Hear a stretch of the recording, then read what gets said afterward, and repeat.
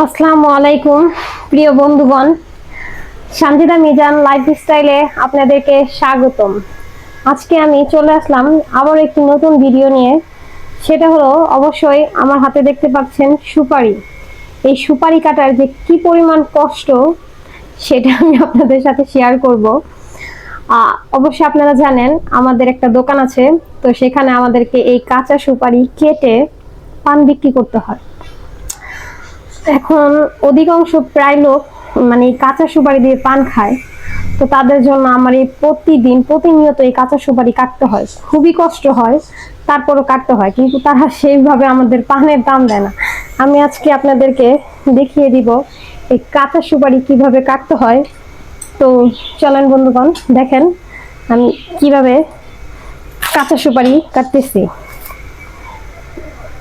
প্রথমে আমি সুপারিটিকে দুইটি ফালায় বিভক্ত করছি। হ্যাঁ, তারপরে এটাকে আমি 4 টুকরো করব।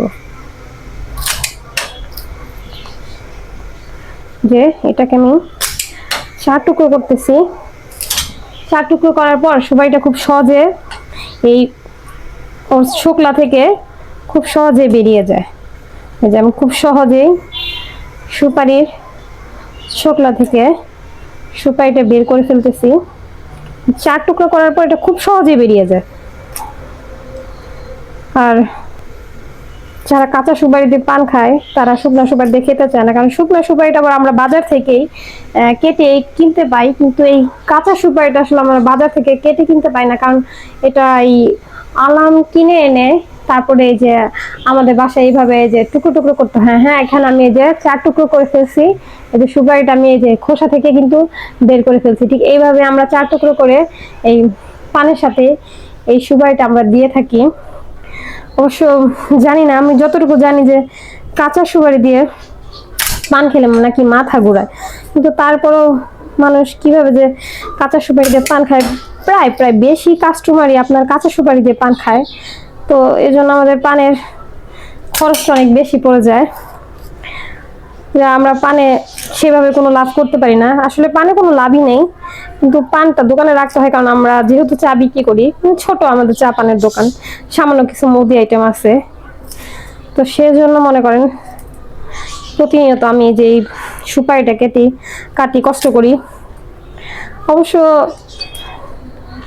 এখান থেকে আমার রিজিকের ব্যবস্থা হয়, তাই তেমন একটা কষ্ট লাগে না। তো বন্ধুগণ, আমি সংসারের কাজের পাশাপাশি এই যে দোকানের কাজগুলো করে দেই, সেই বিষয়গুলো আপনাদের সাথে আজকে তুলে ধরলাম, একটু শেয়ার করে রাখলাম। অবশ্যই আপনারা আমাকে সাপোর্ট করবেন, আমি যেন ইউটিউবেও আপনাদের সাথে থাকতে পারি। তো আপনারা যদি আমাকে সাপোর্ট করেন, আমার পাশে থাকেন, আমার ভিডিওগুলো দেখেন, আমি খুব আনন্দিত হব। আর অবশ্যই আমার আরো সামনে ভিডিও করার ইচ্ছা জাগবে। তো এই কথা ব্যক্ত করেই আমি এখানে শেষ করছি। আসসালামু আলাইকুম, টাটা।